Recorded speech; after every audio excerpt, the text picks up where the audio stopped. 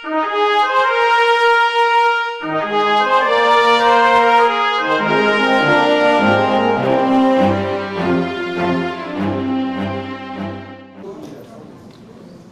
dia. Vamos começar a mesa redonda, então. Teve um probleminha ali, mas já resolveu. A mesa redonda é o método kardeciano e nós, com Klaus Alberto e Leopoldo Daré.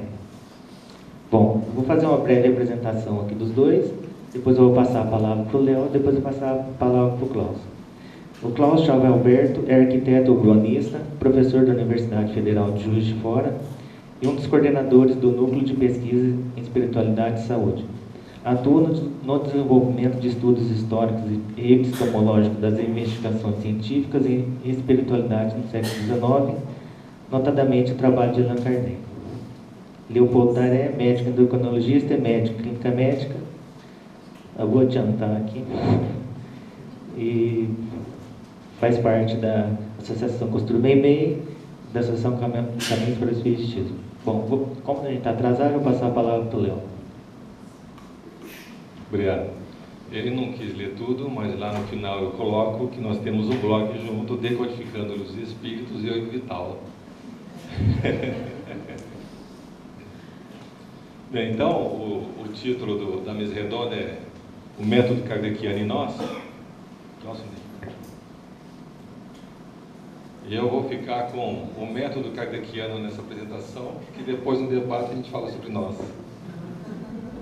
Antes eu quero fazer um agradecimento, porque faz parte da minha visão de como a gente conhece as coisas. O que eu falo para vocês não é só de minha autoria, tem muitos coautores no meu pensamento, mas eu tenho que destacar o Vital, esse é o nosso trabalho de comparação das duas edições dos Espíritos, o Augusto, que enriqueceu o debate filosófico sobre o assunto, ele é um pós-graduando em filosofia e está fazendo um trabalho sobre Kardec, o Marcelo, meu irmão, afinal de contas a gente conversa demais, e uma professora de pedagogia que chama Marisa Barbieri, que ela me deu uma noção da dimensão do que quer dizer pedagogia engajada. Então, a primeira questão para a gente falar sobre o método, pode parecer que não, mas discutir o método de Kardec é discutir, no final das contas, o que é o Espiritismo. Não é possível desvencilhar uma coisa da outra. E Kardec, então, a gente tem que localizar. Isso é uma postura filosófica mesmo, como olhar a situação.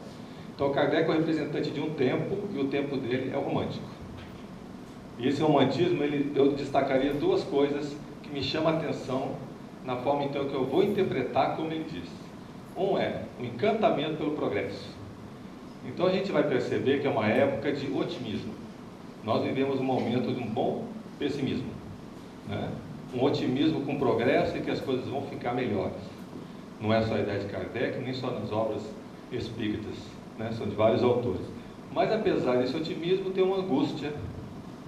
E essa angústia é a perda da tradição, né? Então, enquanto no final do século XVIII a perda da tradição é uma vitória, nesse momento a perda da tradição é uma derrota, é sentido como uma perda. E essa tradição, ela tem a ver com uma ideia de Deus, com a ideia da moral, com a ideia da família. Então, a preocupação do afeto e da razão.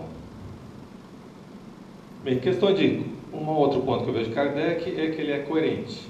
E essa visão dele ser coerente vai me ajudar a discutir o método. E de coerência, na Viagem Espírita de 62, ele escreve: o que afirmo, estou sempre pronto a repetir, na presença de quem quer que seja, e quando afirmo não ter dito ou feito uma coisa, julgo-me no direito de ser acreditado. É um discurso de quem está bravo. Em 62 ele está bravo, ele está passando por uma crise na Sociedade Parisiense de Estudos Espíritas, e esse discurso dele está bravo.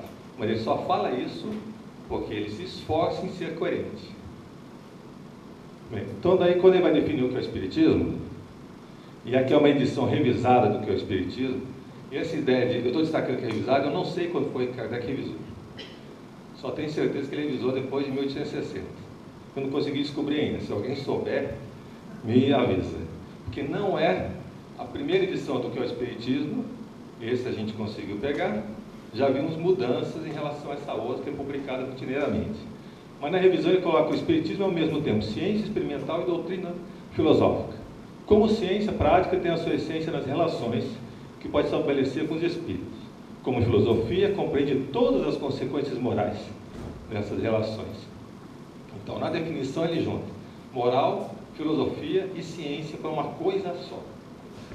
Hoje em dia, uma coisa só com tudo isso, a gente não tem modelo de referência. Então, é difícil compreender.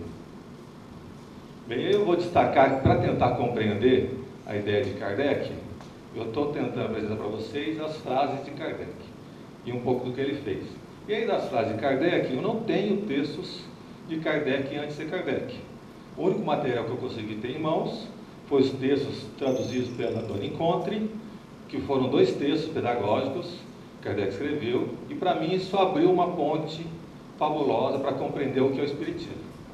Então, quem quiser compreender um pouco melhor Kardec, eu sugiro, como obrigação, lerem essa tradução.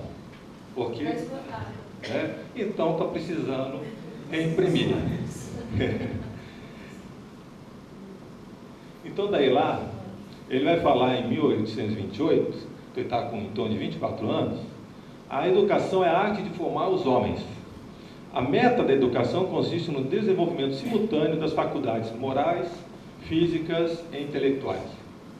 A educação é uma ciência que não está ainda constituída e cujas bases são ainda incertas.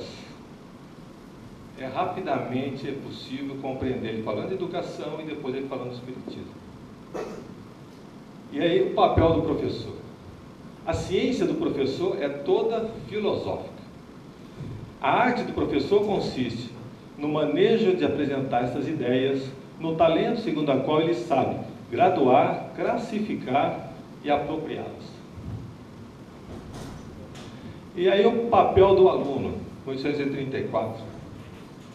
O aluno se acostumará a não ver apenas palavras na ciência, encarando-a desde cedo de um ponto de vista filosófico, compreendendo-lhe a utilidade, encontrando nela mais prazer, enfim, começando a fazer a ligação entre os diversos conhecimentos.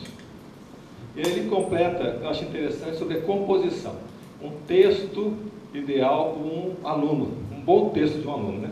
A composição em geral de texto não se distingue por um estilo pomposo e por grandes frases, mas por pensamentos frequentemente profundos e algumas vezes originais, cuja fonte provém evidentemente da massa de observações. Então, um bom aluno escreve baseado em suas observações. O importante está no conteúdo e não na forma, né? E aí ele completa em 34, estou em 30 anos, a educação é a obra da minha vida. Não faltarei à minha missão, pois penso compreendê-la. Inimigo de todo charlatanismo, não tenho todo orgulho de acreditar cumpri-la com perfeição, mas tenho ao menos a convicção de cumpri-la com consciência. Se vocês forem ver a descrição de Kardec sobre o papel dele como fundador do Espiritismo, vocês vão ver que ele fala que ele é um tijolo da obra, né? E ele vai falar e vai combater sempre a questão do charlatanismo dentro do Espiritismo. E aí a gente tem na Revista Espírita, em 64, e o título é: O Espiritismo é uma ciência positiva. Mas lá no final ele diz assim: será a obra da minha vida, até meu último dia, porque na presença de um objetivo tão importante, todos os interesses materiais e pessoais se apagam como pontos distantes no infinito. Então, em 64, ele mudou a obra da vida dele. Não é? Era educação, passou a ser o Espiritismo. Então, o Espiritismo tem que trazer para ele alguma coisa que preencheu um espaço suficiente para substituir o seu projeto como educador. E a minha tese é de que não ocupou espaço porque é uma coisa diferente que achou melhor. Mas, na verdade, lhe deu a solução do que ele desejava na educação. Obrigado. E aí, então, como ele trabalhou? Agora vamos passar para a segunda parte. Então, vou tentar olhar o trabalho dele da mesma forma com que ele entendia que era pedagogia e ensino. Que não é o que a gente vê hoje como ensino, que é um outro problema, né? A gente não fala que a educação vai dar moral, vai dar inteligência, vai dar coisa física. Educação física é jogada para fora, questões morais são deixadas para não sei para onde, né? Porque ninguém resolveu o espaço dela. Então, daí vamos para como ele montou. Um ponto fundamental foi a rede de trabalho. Então, a gente vai ver que em 57, quando ele lança o livro do Espírito da Medição, ele diz que tinha mais que 10 médiuns que prestaram auxílio. Então, já para lançar o primeiro livro, ele não gostou de ficar com um médium só. Então, ele já mostrou que não estava satisfeito com essa história de revelação de uma pessoa. Aí ele continua, a rede não ficou parada nesses 10. Né? Depois que ele lança o livro em 57, tem no epílogo um convite para quem gostasse da obra, se interessasse, mandassem os seus trabalhos pessoais. Ele gostaria de juntar material das comunicações mediúnicas dos outros. Então ele não tinha uma rede, mas ele já convidou a ter uma rede mais eficiente no primeiro livro. Em 58, no começo, ele faz a Revista Espírita. A Revista Espírita vai ter uma circulação mundial. Bem, eu vou dar alguns caracteres que eu acho que não dá para a gente dizer que é religião. E que eu acho que são critérios, bases, que nos sugerem características científicas do trabalho de Kardec. Né? Então, mudanças teóricas. A gente faz mudanças teóricas a rodo, numa situação religiosa. Kardec fez mudanças. Então, só vou dar um exemplo que foi chocante quando eu peguei a primeira edição, que é a união do corpo à alma. Na primeira edição, a união acontece ao nascimento, e na segunda edição começa na concepção. Mudança drástica para qualquer pensamento médico e ético. E sobre o desencarne? Na primeira edição, a separação do espírito do corpo é instantâneo? Sim. Como frágil pomba desgarrada. E aí na segunda edição, não. A alma se desprende gradualmente. Não escapa como um pássaro cativo. Eu não entendi na segunda edição por que dava esse exemplo. Só quando eu peguei a primeira que eu entendi. Ele deixou bem claro, para quem leu a primeira, que ele mudou de ideia para a segunda. Mas como a gente não tinha a primeira, eu não entendi por que comparava. Então, o desencarnar e o reencarnar. Na Revista Espírita de 58 até março de 60, a gente vai ver um termo rico, quando ele fala sobre morte. É perturbação. É a resposta dos espíritos que falam que estão perturbados. É ele que faz um texto teórico falando que ocorre uma perturbação. E essa perturbação é uma perturbação mental. O espírito fica perturbado, não é o corpo. Eu consegui localizar pelo menos 22 vezes artigos em que fala isso. Então, com isso, ele reforça com uma extensão de repetição várias vezes, de que desencarnar é um processo gradual. Não é repentino como a verdade de um pombo. Mas e a reencarnação? A reencarnação não achei. Reencarnação ele cita uma vez só. Está em 59, 59, está errado, logo antes de ele lançar a segunda edição, e ele comenta sobre uma série de comunicações de um único espírito, através de um único médium, que me parece que é o Sr. Rose, que vai explicar que está lentamente perdendo a consciência durante a gestação. Então ele vai juntar e mudar o conceito, usando duas práticas. Para a morte, ele usa a repetição. Vários espíritos vão discordando da primeira comunicação que ele teve. Na reencarnação, ele só usa a coerência. Então ele usa a imagem do espelho. Reencarnar é como desencarnar. Desencarnar é gradual, reencarnar é gradual também. Pelo menos é o que eu consegui encontrar de reencarnar. E outra coisa que faz é o diálogo com o seu tempo. Então a gente vai ter duas fontes, pelo menos riquíssimas, que estão no debate que Kardec faz em todas as obras, e nas perguntas que ele faz para os espíritos, e nos diálogos que eles fazem dentro da sociedade, que é sobre o evolucionismo, a dúvida se a alma do homem vem do mineral, vem das plantas, vem do animal. Ele discute desde o primeiro livro, da primeira edição, até o último. E a ideia do socialismo. Oi? Olha, socialismo utópico ou romântico, não o socialismo de Marx, né? Que esse era um socialismo que aceitava a moral como componente importante. Alguns aceitavam a reencarnação antes do espiritismo, né? Achava importante a transformação do comportamento, não uma imposição de cima para baixo, e a força da educação. E ele faz uma primazia do conteúdo pela autoria textual. Então, montagem de respostas. Aqui a gente tem a pergunta feita nas duas edições. E aqui a gente tem a resposta. Em vermelho é o que tinha na primeira edição e ele tirou. Em azul é o que ele tirou de uma outra resposta e pôs nessa. E aqui em sublinhado é uma outra parte que eu não descobri de onde ele tirou. Mas ele fechou a mensagem. A outra coisa que ele faz é a vivência, a importância da observação. E esse exemplo aqui, que me chamou a atenção, na verdade, foi o trabalho do Alexandre e do Klaus. Então, é sobre a possessão. Então, na Revista Espírita, em 63, ele apresenta: dissemos que não havia possessos. Queremos reconsiderar essa asserção. Ele usa como objeto de estudo a observação da senhorita Júlia, que estava sob estado de obsessão, classificada como possessão. Então, foi um fato observado, em que ele sentiu confiança o suficiente para mudar um preceito que ele acompanhava há vários anos. Então, há outras consequências sociais. E essa é a teoria da reencarnação. Então, a teoria da reencarnação, ele vai debater toda a Revista Espírita, porque exatamente os espiritualistas ingleses e americanos diziam que não existe reencarnação. Ele pega um inglês, apresentou isso, um americano não sei o quê. Por que os americanos não gostam? É porque o escravagismo para eles é importante. Mas ele vai comentar várias vezes. Por que reencarnação é verdadeira? Já que as provas dos fatos não são suficientes. Eles discordam de mim. Ele vai dizer que uma das coisas é a transformação de comportamento nas pessoas que passam a acreditar no dogma da reencarnação. Então, para mostrar que era verdadeiro, ele usa uma questão de consequências do comportamento do homem na mudança do seu estado moral. E usa isso para refortalecer quem tem que defender a bandeira da reencarnação. Isso, então, é primazia da finalidade. Bem, isso aqui é um debate com o Delchamp. Delchamp faz uma crítica, logo depois da primeira edição, em que ele vai falar que o Espiritismo é materialista.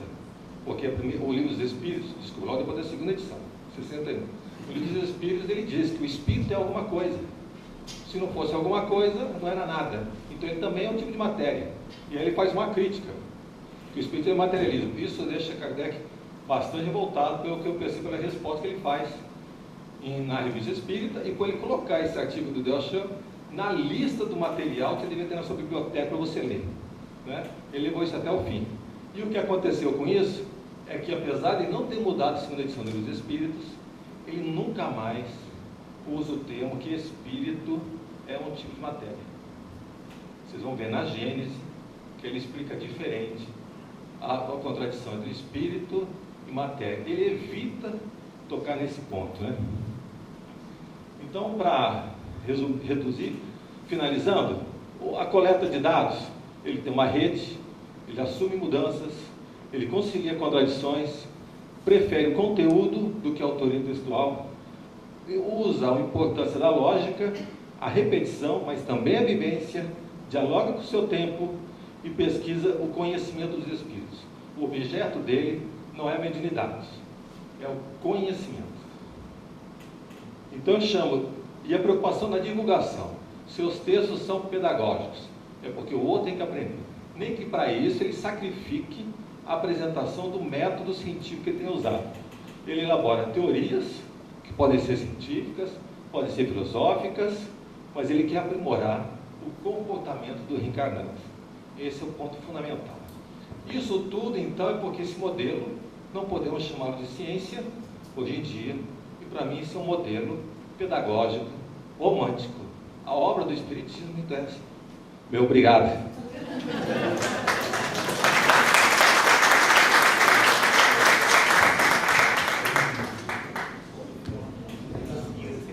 Vou passar para o Raul.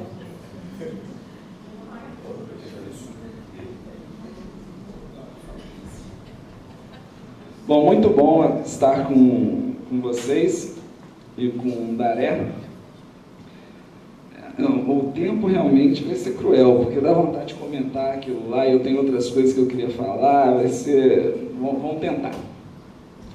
Eu preparei uma fala muito mais focada no que nós temos hoje de espiritismo, o que é que nós poderíamos fazer para entrar com o método kardeciano dentro das casas espíritas. Quer dizer, o que eu imagino que seriam caminhos possíveis. Tem desde temas mais simples até os mais espinhosos. E eu vou passar brevemente para depois, se suscitar algumas ideias, a gente poder conversar. Bom, um primeiro começo do método kardeciano, eu acho, para as nossas atividades espíritas, seria a gente compreender aquele capítulo do método, que está no Livro dos Médiuns. Por vezes eu já ouvi falar, cada um tem uma leitura desse capítulo, uma coisa incrível. Já me falaram que ele era do método de entrar em contato com os espíritos.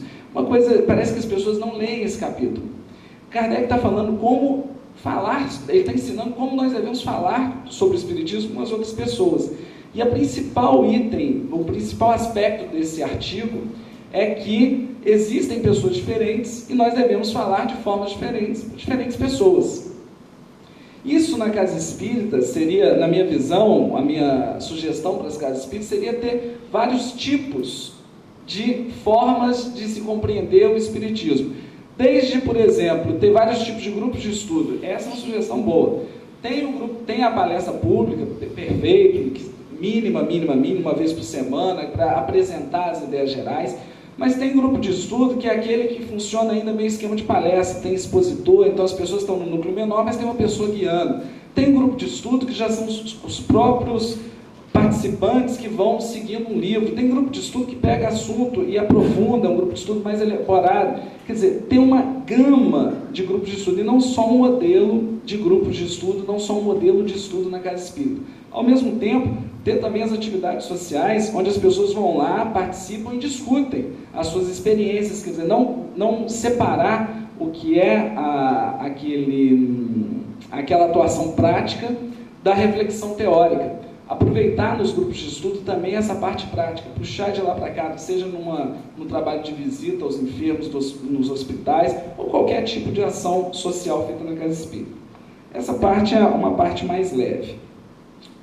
Um outro ponto do trabalho de Kardec, eu colocaria como um segundo item, que seria, independente do tipo de grupo de estudo, independente do grupo de estudo, apresentar com mais ênfase o método de Kardec e menos ênfase às conclusões do método de Kardec. Isso é importante porque hoje acabou que os livros de Kardec se tornaram obras quase que sagradas, bíblicas. Acho que você falou, né? Obras bíblicas. E a gente não consegue fazer a crítica a essas obras. Agora, se a nossa ênfase for o método de Kardec, como que ele chegou a esse conhecimento, e cada vez mais a gente fazer estudos semelhantes ao que eles estão fazendo no blog, de investigar isso, investigar aquilo, saber como que ele chegou a algumas conclusões, entender que não são os espíritos que dão as respostas prontas, ele elabora as respostas, mexe, interfere, isso faz uma mudança muito forte. Naturalmente, ela vai trazer para você fazer isso, você vai ter que mexer em alguns pontos que são complicados, mostrar que o Livro dos Espíritos tem falha.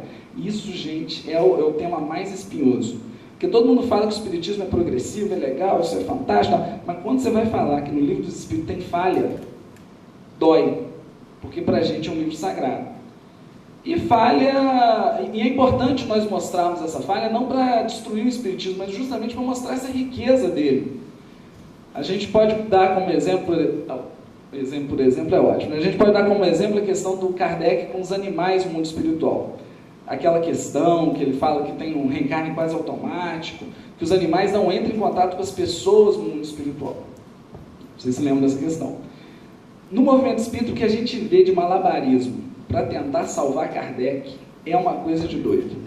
Porque a gente vê os médios como um todo tendo uma experiência vendo os animais, e não é só André Luiz, não estou falando de André Luiz, de Ivone Pereira, os médios nas nossas reuniões mediúnicas, eles veem animais, veem cachorro entrando, um negócio assim que não bate com o que está escrito lá. E aí a gente vê nos textos o pessoal tentando salvar aquela questão, faz um malabarismo intelectual com isso. Na Revista Espírita a gente vai ver uma passagem muito importante sobre esse assunto, onde primeiro Kardec, um leitor, só explicar como é que é essa passagem, um leitor fala que ele está vendo a cadela dele, a pequena galga lá, que é uma cadelinha dele lá. Ele está vendo aquela pequena galga. E o Kardec, depois de mostrar essa carta, ele faz algumas observações. Primeiro, ele nunca tinha ouvido nenhum espírito falar que existia animal no mundo espiritual. Até então. Por isso que está no livro dos espíritos que não tem esse contato. A partir daquela informação, ele acredita que a questão deve entrar numa situação distinta. Agora a gente precisa fazer uma coleta de informações, precisamos perguntar mais sobre isso para os espíritos, para aí sim a gente verificar se tem ou não tem animal no mundo espiritual. A nossa leitura bíblica do livro dos espíritos faz com que a gente olhe para aquela questão, não entenda que ali ele não tinha percebido tudo, e a gente tenta ficar justificando, a gente faz um exercício que não leva a lugar nenhum. Bom, esse seria um exemplo de como seria importante a gente mostrar. Não são falhas, quando a gente fala de falha no livro dos espíritos, a gente não está falando da essência lá, da sobrevivência da vida após a morte, a gente não está falando das questões fundamentais, do chamado núcleo rígido. A gente está falando dessas questões acessórias, mas que ajudam as pessoas a compreenderem o método. Bom, e uma sugestão de atividades para se fazer na casa espírita, para a gente poder trabalhar um pouco mais esse método, é fazer uma atividade que é pegar um tema qualquer, que seja um tema polêmico, atual, e vermos a opinião dos espíritos, fazer como Kardec fazia, vamos coletar as informações dos espíritos, e aí, por exemplo, se é um grupo de estudo de 12 pessoas, 12, 15 pessoas, cada um traz uma referência, pode ser lá do André Luiz, pode ser da Ivone Pereira, pode ser do Camilo, ou pode ser do mentor da reunião mediúnica dele, ou pode ser de um outro livro que não é desses consagrados, mas ele traz a opinião desses espíritos, e ali no grupo de estudo as pessoas começam a observar, comparar como Kardec fazia, só para entender como funciona. Eu acho que essa é uma sugestão de atividade, a gente já utilizou ela várias vezes e funciona muito bem. As pessoas se colocam na situação de Kardec para poder comparar, ver, e com um tema polêmico, então a coisa fica mais divertida ainda. Né? Inclusive para chegar à conclusão que às vezes não tem conclusão ainda. Sentir na pele, experimentar, essa seria uma boa possibilidade. Bom, fazer a mesma coisa com a crítica de livros. Todo mundo comenta, né, que nós espíritos estamos perdidos com essa literatura contemporânea. Vou pegar, trazer esses livros e analisar dentro desse critério. O nome dessa atividade, a gente deu o nome de Kardec por um dia, só para a gente experimentar a coisa de Kardec por um dia, pelo menos. Bom, esse segundo item. O terceiro item diz respeito não ao estudo, diz respeito à mediúnica. Se a gente for tentar trazer um método de Kardec para a mediúnica. Aí é importante a gente começar de levinho. Primeiro, começar a analisar as mensagens. É o básico, né? Fazer como acontecia lá na Sociedade Parisiense, que trouxe a mensagem, tem lá as reuniões de psicografia. Em vez de guardar aquilo num caderno, ninguém sabe, ninguém viu, e aquilo fica perdido, em vez de só ler, tentar discutir aquela mensagem. Aprofundar, ver qual que é a utilidade dela, o que ela está trazendo de forte, seja para o grupo, seja para o movimento espírita. Levar ela a público, se ela fizer sentido. Vocês imaginem um espírito que faz lá todo o esforço para poder se comunicar através do médium, aí ele dá aquela mensagem, o médium vai lá, guarda, ninguém nunca mais viu. Um espírito sério, que ele está querendo trazer alguma coisa nova, ele não vai fazer isso. Não vai estar participando daquela reunião. Agora, se a gente se dispõe a discutir, a crescer, a acrescentar, inclusive a discutir com o espírito sobre aquela mensagem, que pode levantar dúvida. Olha só como uma coisa é boa. Quando você começa a analisar, pode gerar dúvida e aí você é obrigado a conversar com o espírito. A coisa vai crescendo, vai tendo um outro impacto. E aí a gente vai se desenvolvendo mais. E é interessante que a gente vê aquele livro, O Desobsessão, do André Luiz, que todo mundo fala que é referência das reuniões mediúnicas.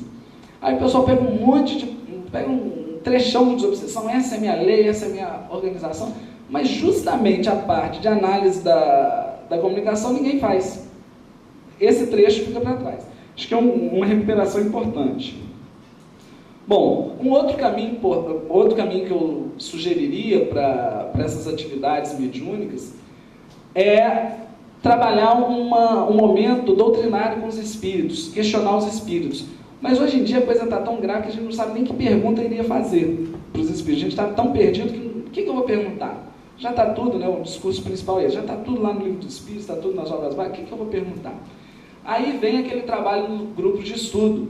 Se a gente tem os grupos de estudo, discutindo, aprofundando, utilizando o método Kardec, as dúvidas vão aparecer naturalmente. E aí essas dúvidas dos grupos de estudo podem naturalmente alimentar essa parte mais doutrinária, essa parte de conversa com os espíritos nas reuniões mediúnicas. Mas abrir mão de uma conversa com os espíritos, a gente está abrindo mão de uma possibilidade de crescimento muito grande. O terceiro item fundamental é trabalhar a evocação nas reuniões mediúnicas. Como Kardec falou, quer dizer, como Kardec indicava, não significa que toda reunião tem que ser uma reunião de evocação. Kardec fala da importância de ter os dois aspectos. Evocar o espírito para tirar dúvidas sobre aquela mensagem, por exemplo, que ele deu.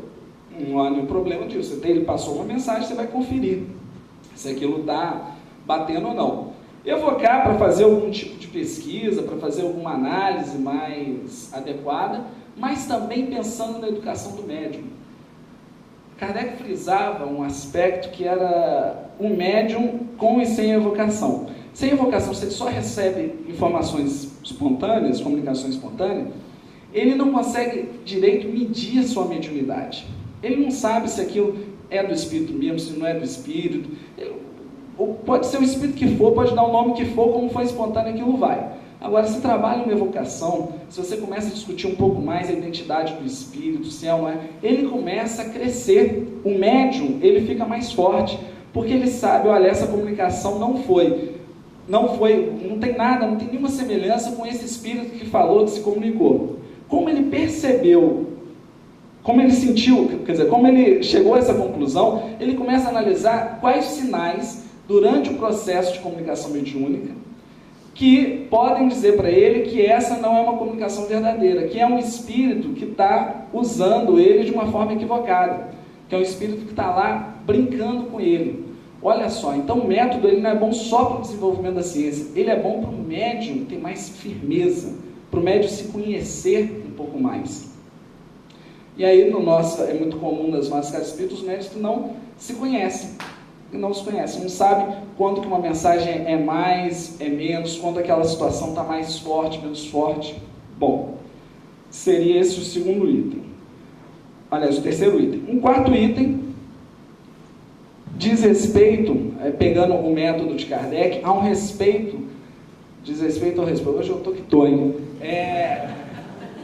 Fala sobre a ideia de ter um respeito amplo com os outros espíritas e não espíritas, a gente conseguir ter esse respeito, a gente conseguir dialogar mais. Kardec fazia isso, ele sabia da importância disso. Na medida que ele se abre a coletar informações, quando você se abre, você tem que ser respeitoso, não tem jeito. Quando você se fecha, tudo bem, eu estou dentro, quem está fora é fora, mas quando você se abre, você tem que ser respeitoso. Mas um respeito também, uma abertura até no conceito do que é ser espírito ou não. Daré estava comentando lá do Kardec, a questão da reencarnação nos Estados Unidos, na Inglaterra. Eu acho que para mim aquilo é uma lição muito forte. Kardec chama de espírita os norte-americanos e frisa que os norte-americanos não acreditam em reencarnação. Para a gente aqui seria um crime, né? Você imagina, fulano é espírita, não acredita em reencarnação não, mas é espírito. Para a gente seria um crime, a gente ia ficar assim, como assim alguém que não acredita em reencarnação ser espírita? Kardec ele tinha uma leitura da ideia espírita muito mais ampla que a nossa, que seria essa coisa, 3%, 5% da população brasileira, essa coisa, olha, somos nós diferentes dos outros, diferente do protestante. Ele estava muito mais preocupado com a ideia espírita chegar nas pessoas. A ideia espírita que tinha que chegar. Como ele sabia que os norte-americanos e os ingleses utilizavam da comunicabilidade, já utilizavam da mediunidade, do conhecimento, da conversa com os espíritos, chegar na reencarnação para ele era uma questão de tempo. Aos poucos aquela questão ia entrar, ele inclusive frisa isso. Aos poucos os espíritos iam inserir. Ele já sabia que os espíritos também não costumam bater de frente em alguns assuntos, eles vão devagarinho, mineiramente, comendo pelas beiradas, eles vão lá, inserem uma questão aqui, outra ali, e as pessoas vão chegando nesse conjunto.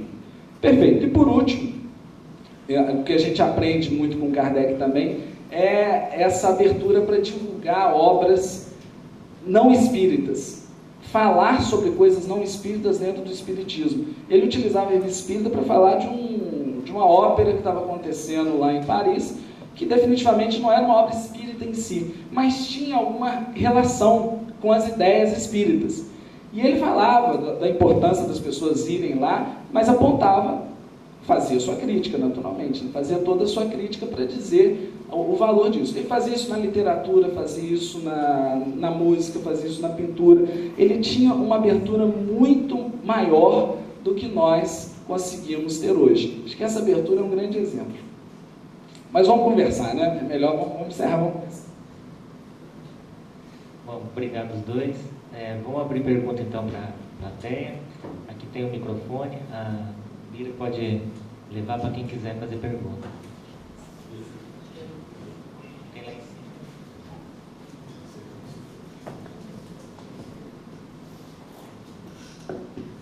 Bom, a pergunta segue para ambos, até o Vital, se quiser dar um pitaco para o Vital. Dentro do ambiente de pesquisa, ciência, espírita, estudos espíritas, é preciso ter necessariamente títulos acadêmicos para dialogar com os espíritos?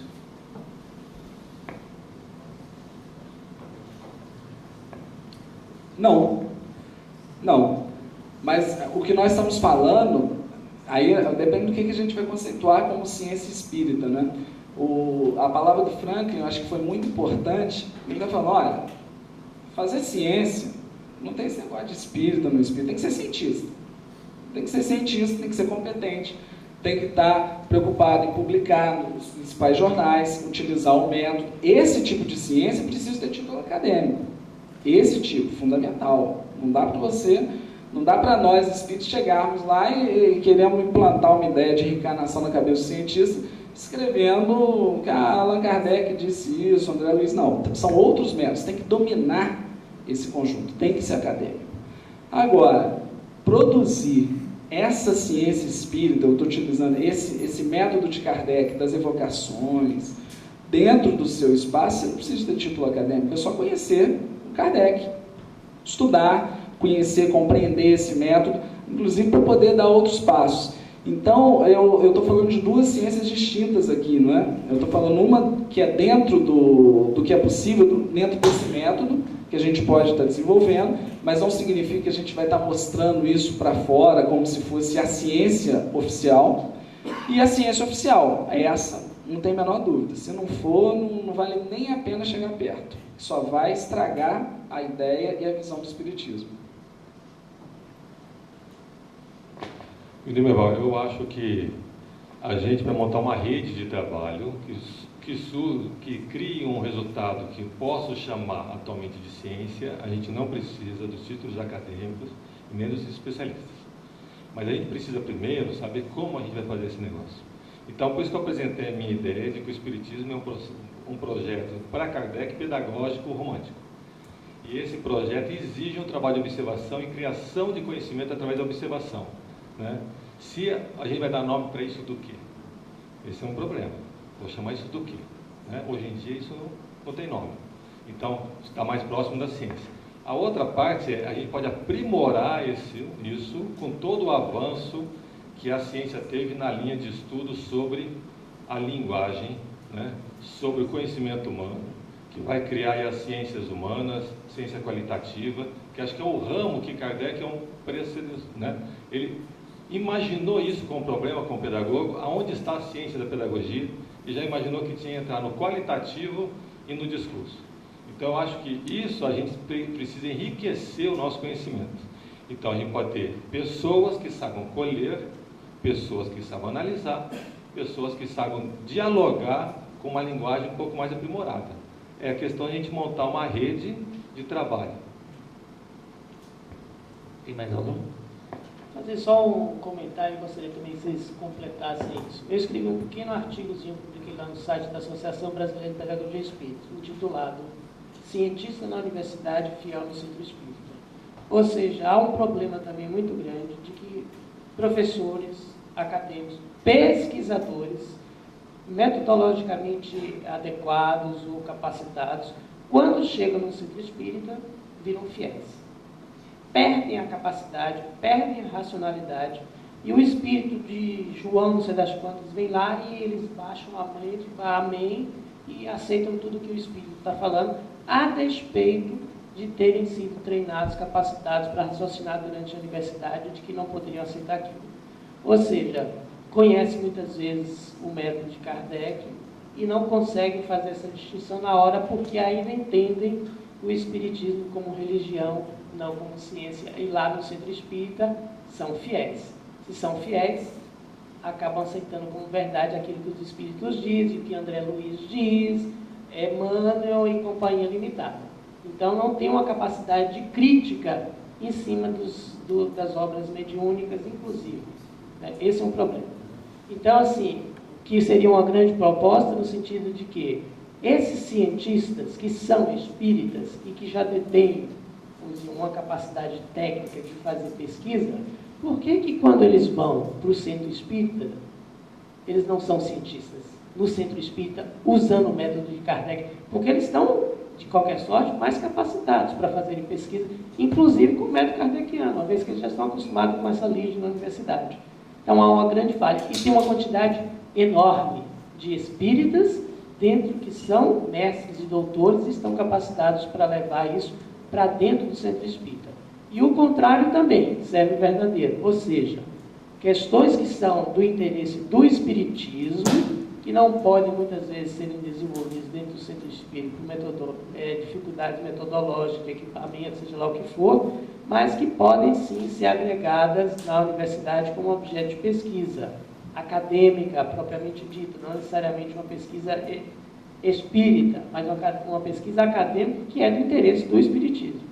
E utilizar, então, esse mesmo professor que vai lá no centro espírita e não utiliza a ciência para avançar a ciência espírita, na universidade também ele não leva o espiritismo, ou seja, não precisa botar escarrado com as letras dizendo que é uma pesquisa espírita.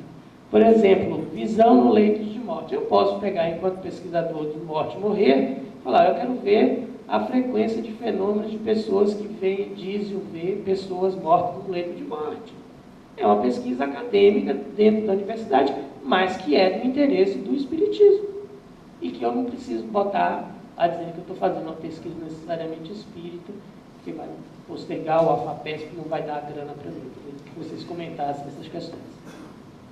Viu, Franklin? Eu acho o seguinte, até pouco tempo eu escrevi Ciência Espírita, um artigo.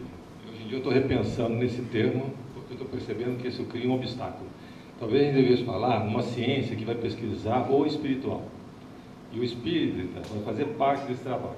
Então, como o trabalho cujo objeto é o espiritual, a gente tem que fazer parcerias com todos os outros. Porque, infelizmente, se a gente usar só a palavra espírita, nós vamos estar segmentando. Né? Então, vamos fazer parceria. Então, o que nós, espíritas, temos um espaço social, que são as casas espíritas. O que daí pode sair um trabalho que tem a ver com produção científica. Então, esse trabalho pode sair daí, para mim, teria que ser um aprimoramento refletindo sobre o método de Kardec. Esse dá para a gente fazer. Eu não acho que é só para a educação dos participantes, não. Eu acho que é para construir novos conhecimentos através da observação e análise, e para mim, eu dou o nome disso de ciência. Prefiro não chamar isso de filosofia, que poderia ser uma alternativa. Então, isso é o que a gente poderia fazer nas casas espíritas. Né? E as outras coisas a gente estaria fazendo fora. Só que nós, sendo uma casa espírita aberta, nós estamos dialogando e discutindo com tudo. Agora, por que os pesquisadores, professores não fazem no centro espírita? Porque eles não têm a pedagogia engajada. Eles não estão lá para ser educadores, eles estão lá para salvar a alma. Porque o centro espírita está sendo a mesma coisa da igreja. Então ele vai uma vez por semana, toma o passe e ouve uma oratória, ele vai estar salvo. Na hora que ele resolve assumir a força da pedagogia engajada, né, assumir esse mesmo ideal de Kardec de transformar o mundo, ele não vai conseguir se duas caras. Aí ele vai levar para o centro espírita e para o trabalho fora as mesmas preocupações.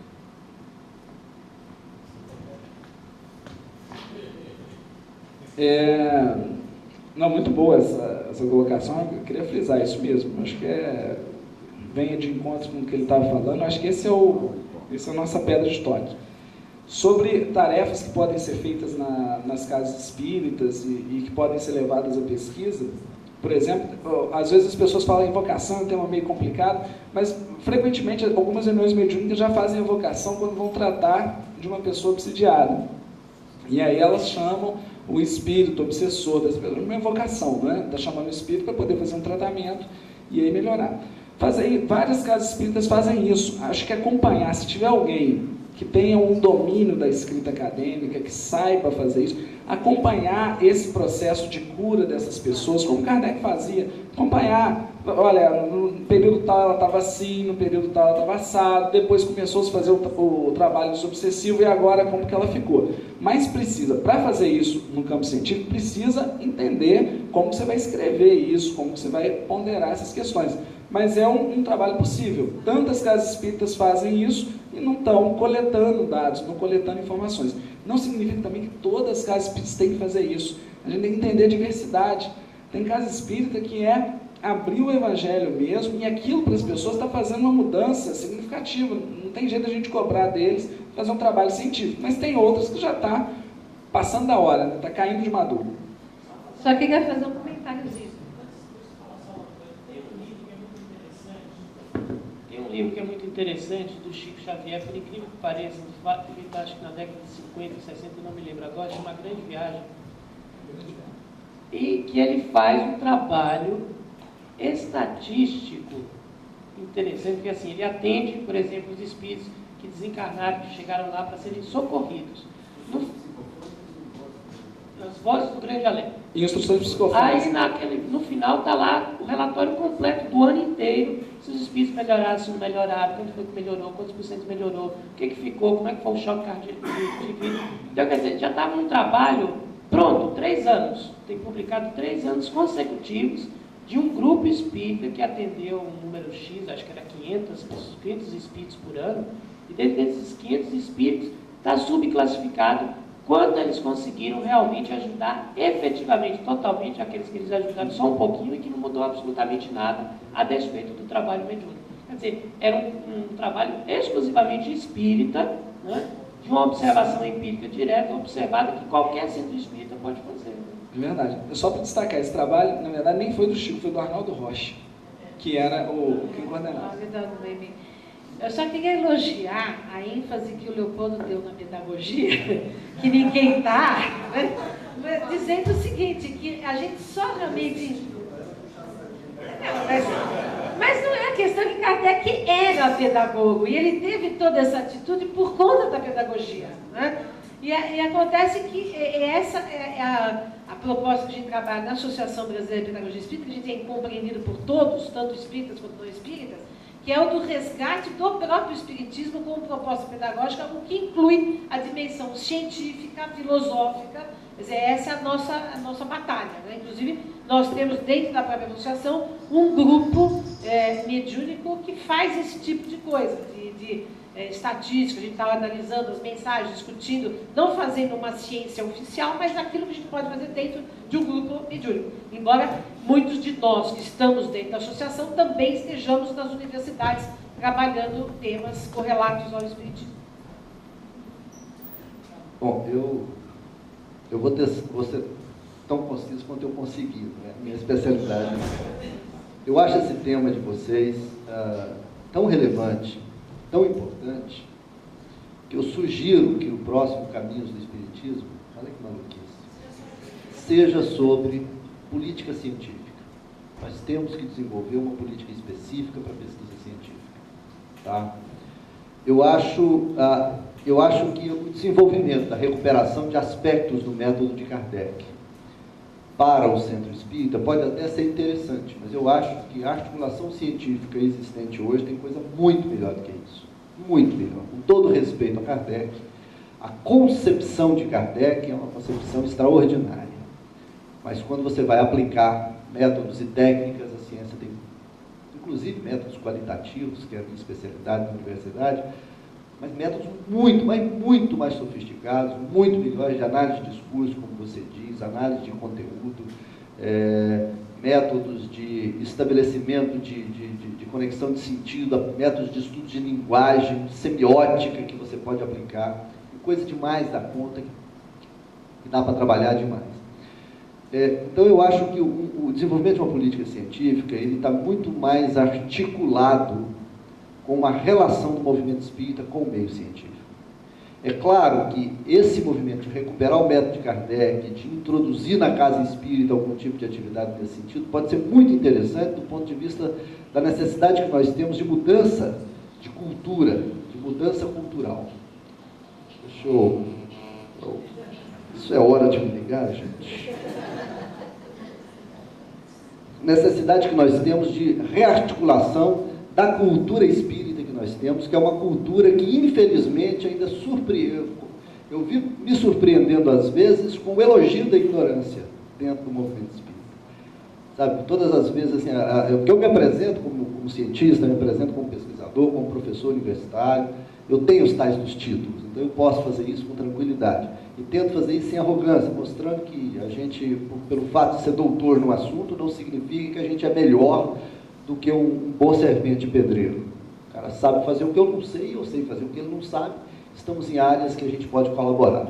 Né? Ele constrói a minha casa e eu educo o filho dele. Então fica legal, se for uma coisa em nível de fraternidade e de humildade possível. Mas é extremamente importante que a gente recupere isso que vocês falaram. E eu sintetizo numa única frase: a capacidade de duvidar. O que funda a ciência é o não saber, não é o que a gente já sabe. Uma articulação de relacionamento com a ciência, em que nós espíritas concebamos a ciência como um movimento cultural da humanidade que vai chegar onde a gente já sabe, é uma aposta falsa. Então nós precisamos nos renovar essa capacidade de nós duvidarmos daquilo que a gente pensa que sabe, fazer o que Kardec fazia, repensar conceitos, sem achar que a gente está deturpando ou estragando o espiritismo por causa disso, porque essa é a grande força que pode ter o espiritismo. A busca da verdade ser mantida entre nós, como busca. Como dizia o Marc Roger, segue todos aqueles que buscam a verdade e afaste de todos aqueles que acham que já encontraram. E nós achamos, em grande sentido, que nós já achamos, nós já sabemos qual é a verdade, nós temos que fazer a ciência para comprovar isso, só para convencer a humanidade. Isso é pretensioso, é falso, tá? E não sustentamos uma articulação desse sentido. Então eu acho que a gente precisa mudar a cultura interna e estabelecer relacionamento com o meio científico. Não só para romper a esquizofrenia, porque isso é esquizofrênico. Eu ir lá na universidade falar uma coisa no centro espírita e achar outra. Eu nunca dei conta de ser desse jeito, então eu crio problema nos dois lugares. Assim, mas é extremamente importante que a gente articule. Uma vez eu perguntei, por que a gente, por exemplo, nós espíritas, que somos até bem posicionados em termos de categoria socioeconômica no Brasil, não financiamos pesquisa espírita? Por que a gente não oferece para a universidade bolsas de estudo para alunos que façam trabalhos de conclusão de curso, trabalhos de especialização, de conclusão de cursos de especialização, monografias, dissertações de mestrado e teses de doutorado que contemplem interesses que são nossos, que contemplem temáticas que são nossas? Por que a gente não financia? Por que o pesquisador tem que ser espírita para pesquisar o que a gente quer que pesquise? Não tem essa necessidade, ele não precisa ser engajado conosco. Tá? Eu acho que o engajamento pedagógico é importante para consolidar essa mentalidade do espiritismo, e nisso eu concordo com você. Mas para fazer ciência não é obrigatoriamente necessário que isso seja feito. Então eu sugiro que o tema é maravilhoso, extremamente atual, de uma relevância extraordinária, altamente necessário, e que pode contribuir para a ecologia, a mudança cultural que nós precisamos ter no espiritismo brasileiro. Eu sugiro que a gente faça um evento específico nesse sentido. Eu vou passar a palavra para vocês, mas o tempo da gente está acabando. Então, rapidinho. Já acabou já? Mas deixa eles comentarem.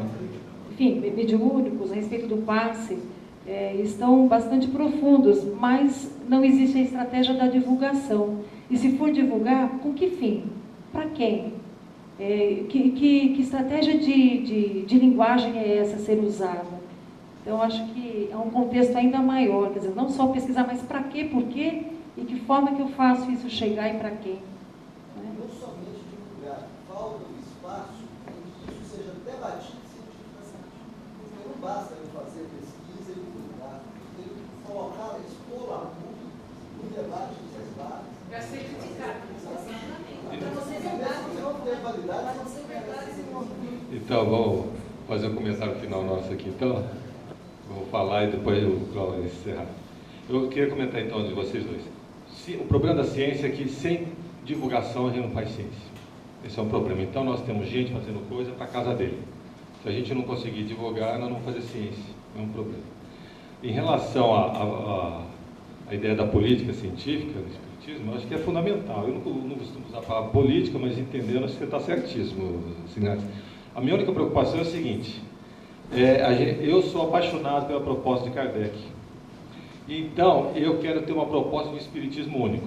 E o que me preocupa é o Frankenstein em que está virando espiritismo. Porque um puxa para a religião, um puxa para a ciência, um puxa para a prática, outro puxa para a moral.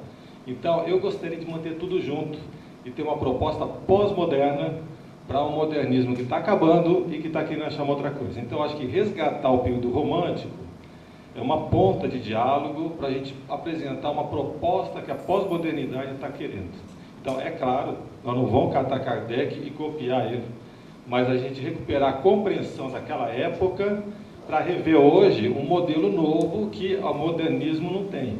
Então, eu não posso fazer uma coisa só científica, porque eu não quero picar, eu quero juntar de novo. Por isso que eu chamo de pedagogia engajada, enquanto eu não achar um outro termo, porque a gente teria que ter tudo junto, com um objetivo final, um conteúdo capaz de transformar as pessoas no seu dia a dia, né?